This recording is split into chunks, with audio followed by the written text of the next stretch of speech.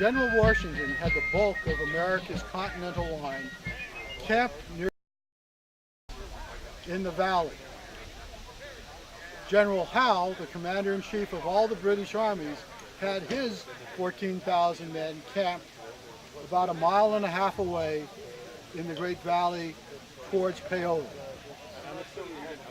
General Wayne, later called Mad Anthony Wayne, was a very aggressive military commander. He saw an opportunity to attack the British from their rear and try to force them into the Schuylkill River in cooperation with the bulk of General Washington's troops. They were sending couriers and scouts back and forth with their written ideas. Unfortunately, the British found out and captured one of these couriers and found out about this possible attack. They realized they were in a bad position.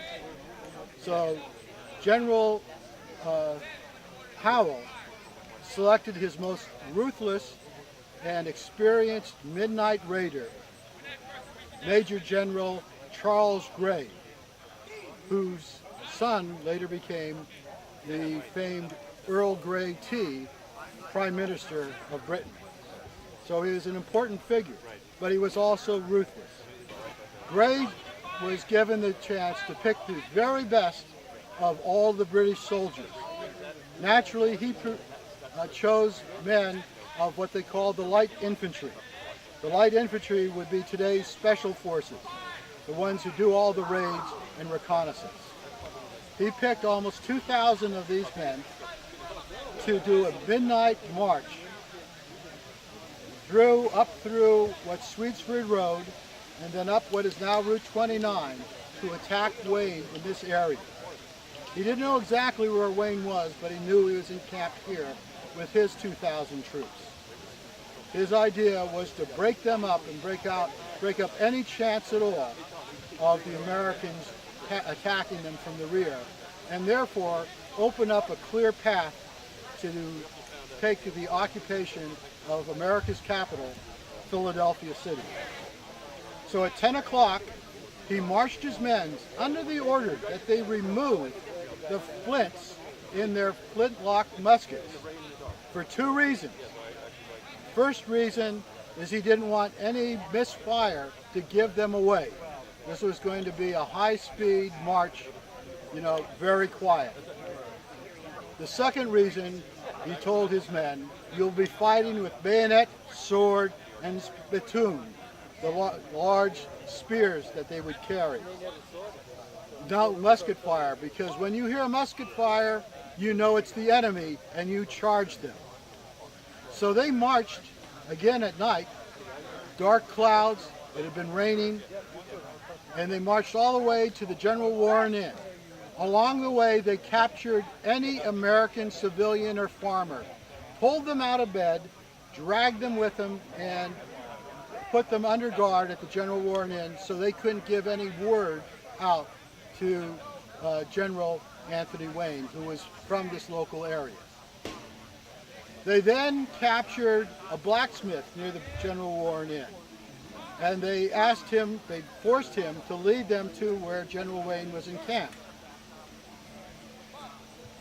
The blacksmith, and we don't know the reason why, it's been lost in history so far, guided General Grey up along what is the old Lincoln Highway to the east of this encampment that Wayne had here.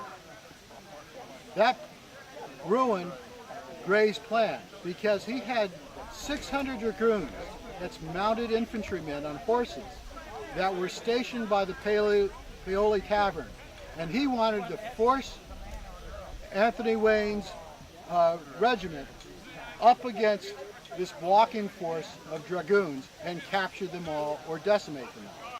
General Wayne wasn't completely unaware of this plan by the British. He had his own spies, but he also set out pickets surrounding his camp.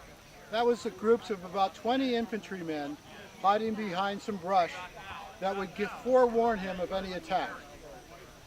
Unfortunately, he didn't have much time, because when these British hardened veterans in incredible shape ran up, literally double time, up the hill into this area, they completely overran the pickets, putting to death by bayonet and sword most of the pickets on the different sites. There were a few survivors, but again, you had basically about 1,800 troops in 3 different ways up from the edge of this field. The field slopes downward, and they ran out into the field. Meanwhile, Wayne had moved his troops in good order. A farm trail going out towards Sugartown Road to the west. Unfortunately, they got backed up because one of their artillery pieces lost a wheel right in one of the gates. These very sturdy rail fences. It slowed. It gave the British the chance to rush the field, and they did in the middle of the night, screaming and yelling.